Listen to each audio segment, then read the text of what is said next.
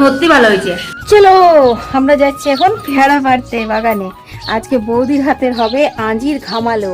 এইখানে আমার রাম পেয়ারি বসে বসে আরাম করছে। তো বন্ধুরা, আমি যাকে আসছি তাকে কিন্তু বৌদির পেয়ারাগুলো পাড়া হয়ে গেছে। আমরা একটু কায়দা করে নিলাম ননদ ভাজে।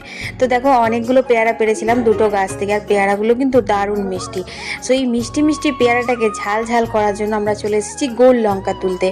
এইগুলো হচ্ছে হনুমান লঙ্কা, দারুণ ঝাল, বুঝলে? তো এতগুলো দিব বলছিল, আমি একটা কথা বলেছিলাম, সেটা আমি ভয়েসটা এখন দিলাম না তোমাদেরকে। বুঝতেই পারছো বেশি লঙ্কা খেলে কি হয়, সেটাই বলেছিলাম আর কি। তারপর কিন্তু এখানে দেখো পেয়ারাগুলো সুন্দর করে ছিঁচে দিয়েছে বৌদি শিলনোড়াতে।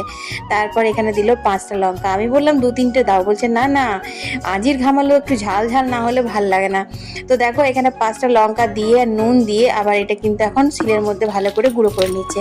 উফ, এই নুন লঙ্কার বাটাটা দেখে কার কার জিভে জল এলো আমাকে কিন্তু কমেন্ট করে অবশ্যই জানিও। আর আমার ছেলেবেলার সেই পেয়ারা মাখার কথা কিন্তু ভীষণ মনে পড়ছে। সত্যি বন্ধুরা, আমি অনেক দিন এরকমভাবে পেয়ারা মাখা খাইনি, কারণ এখন জানো তো যেটাই খাবো সেটা নিজেকে বানিয়ে খেতে হয়, সেই জন্য আর ইন্টারেস্ট লাগে না। এইরকমভাবে কারোর হাতে যদি বানানো পায় তাহলে কিন্তু খাওয়ার মজা আলাদাই। আবার এই দেখো লঙ্কা গুঁড়ো নিয়ে এসেছে, বলছে জামাইবাবুর জন্য স্পেশাল করে বানাচ্ছি, সেই জন্য এত ঝাল দিচ্ছি, কারণ জামাইবাবু ঝাল খেতে ভীষণ ভালোবাসে। তো যাই হোক, আমার কিন্তু জিভে জল এসছে। এতটা এতটা না, অল্প অল্প না।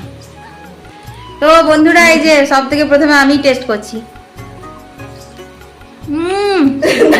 সেই স্বাদ, সত্যি ভালো হয়েছে, দারুণ হয়েছে। খুব ভালো হয়েছে বন্ধুরা, তোমরাও খাও এরকম ভাবে।